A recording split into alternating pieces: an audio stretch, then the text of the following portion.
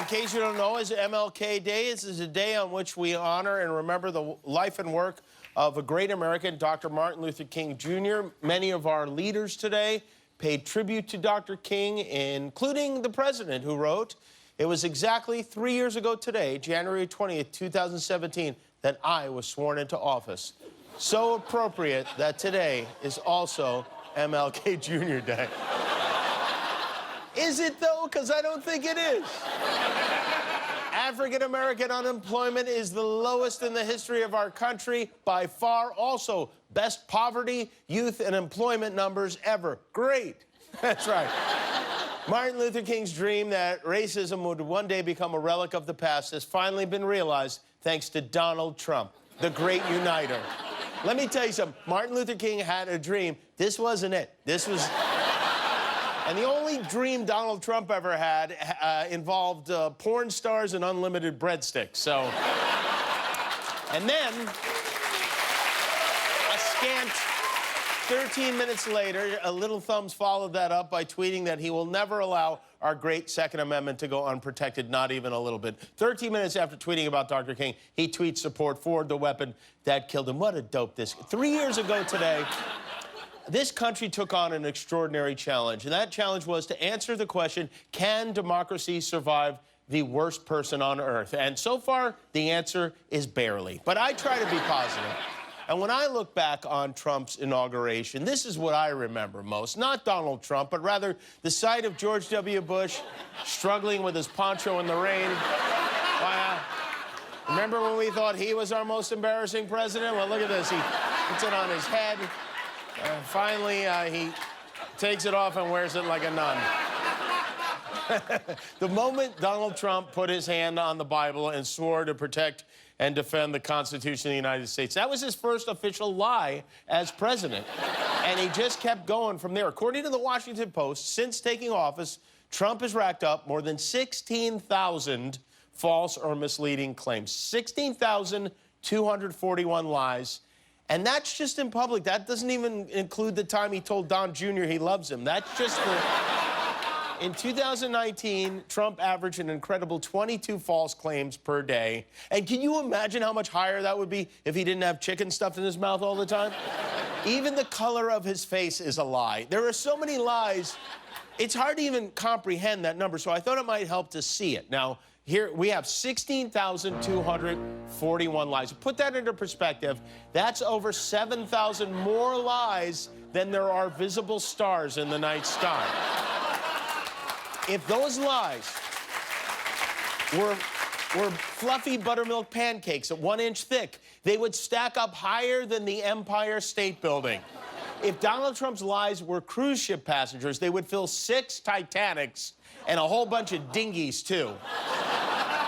If those 16,000 plus lies were Big Macs, you'd have enough 2-all beef patties with special sauce, lettuce, cheese to bury the president in a pile 10 feet high in the East Room of the White House. So there you have 16,000 lies and a side order of fries from our president. And tomorrow is day 1 of his impeachment trial.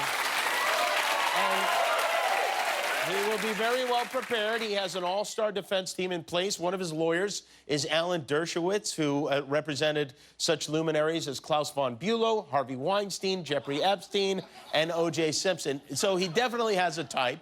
Dershowitz has been making the rounds on cable news, touting what appears to be the Trump defense strategy.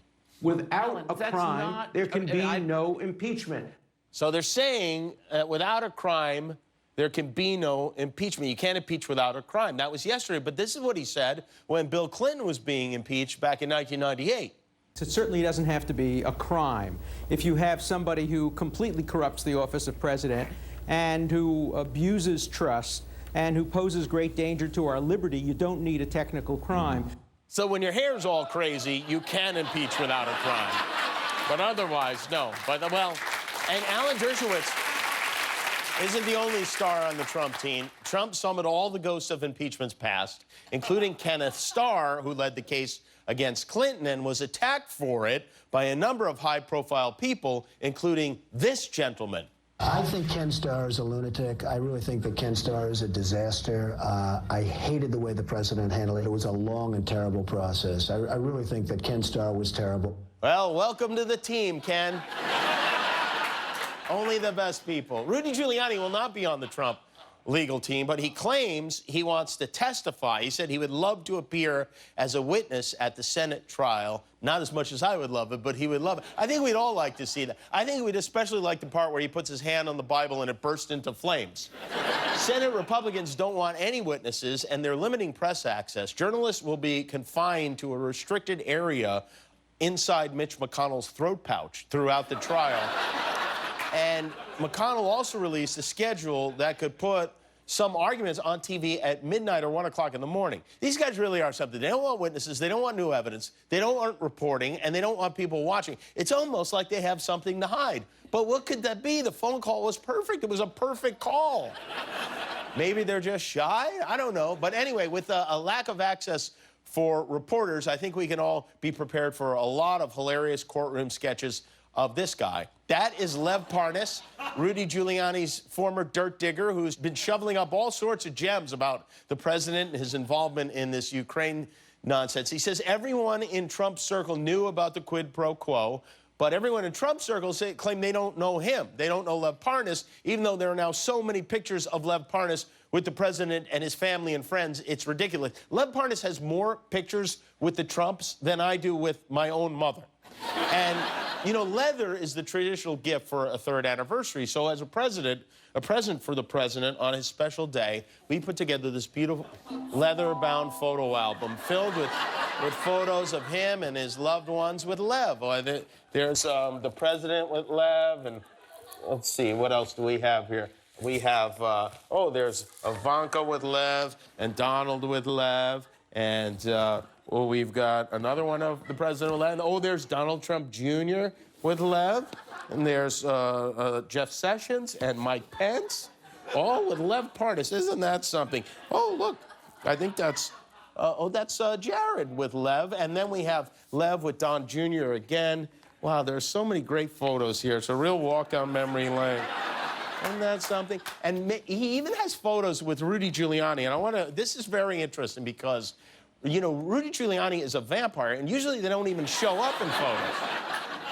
So there's your Forrest Trump right there. And don't expect Mitch McConnell to let Lev Parnas tell the Senate what he knows, because this is why they need to have cameras rolling at the impeachment trial. This is a great example. This is from a local committee meeting in Madison, Wisconsin, and this is what happens when you put liquor before license. It's very frustrating for me when people keep saying nightclub, nightclub, nightclub, because what I don't see nightclub. We will have music, yes. I want to be somewhere where people can come and sit and relax, not party and get wild and cause complaints. I want to make sure I heard something right. You were saying, so your vision is not a nightclub and this is not a place for people to get wild? Is that what you said? I'm sure if we check the records, that's probably the case. Is this your website? Mm-hmm. That says Get Wild? Mm-hmm. Can I address this? I mean, yeah, I asked. So per my team, like I said, I do a lot of delegation.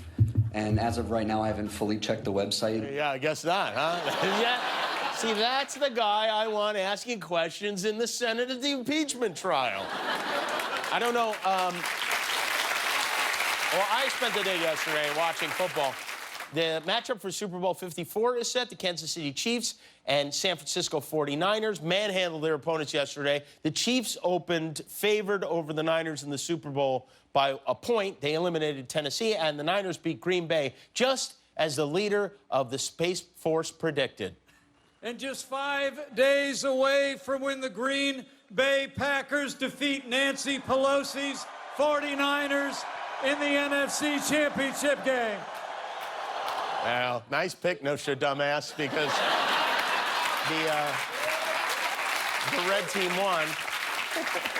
Hopefully this one time. This is my wife's Super Bowl, by the way. The Bachelor, episode 3 of The Bachelor tonight. The sparks really flew in this one. Several of the women called out Alea, the former beauty queen, for not being there for the right reasons, which at this point, listen, there are no right reasons to be on The Bachelor. The only reasons are wrong, but the champagne drama continued tonight between Kelsey and the woman I picked to win, Hannah Ann. Basically what happened is, last week, Kelsey had a bottle of champagne. She'd been saving it for a year. She wanted to drink it with Peter. Hannah Ann saw it, and she opened it and drank it with Peter, and when Kelsey found out, all hell broke loose. Hannah Ann said it was an honest mistake. It was there. She didn't know it was hers. Kelsey lost her mind. But tonight we learned that this fight about the champagne wasn't about the champagne. I'm not a champagne stealer. I never intended. That was It's not enormous. about the champagne. Oh, okay, it's not about the champagne I don't anymore. even really like champagne. What? You don't like champagne? We devoted multiple hours of our lives to watching you have a hysterical tantrum over it. And then Hannah Ann very humorously explained why it took her time to apologize for drinking the champagne. After the fiasco of the champagne stealing incident, you were calling me That's bitch. right. After the fiasco. Who does she think she is? The president? That's not. But that wasn't the only attack on the English language tonight. There's another assault made by a young woman named Kiera. We got these bags with our names on them. Oh, yeah. Oh, okay. And inside of it was like a cute pajama lingerie set. It's a lingerie set. And the winner of the mispronunciation pageant tonight is, can I get a drum roll? Is Kiera. Congratulations. And we'll send her some nice lingerie. Okay, back to the other reality show. This is, you know, it's 3 years of Donald Trump, which is a lot. It's too much, really, and so much has transpired over the last 1,000+ days. And tonight, we decided to pay tribute to remember the highlights of these 3 years under our president, Donald Trump.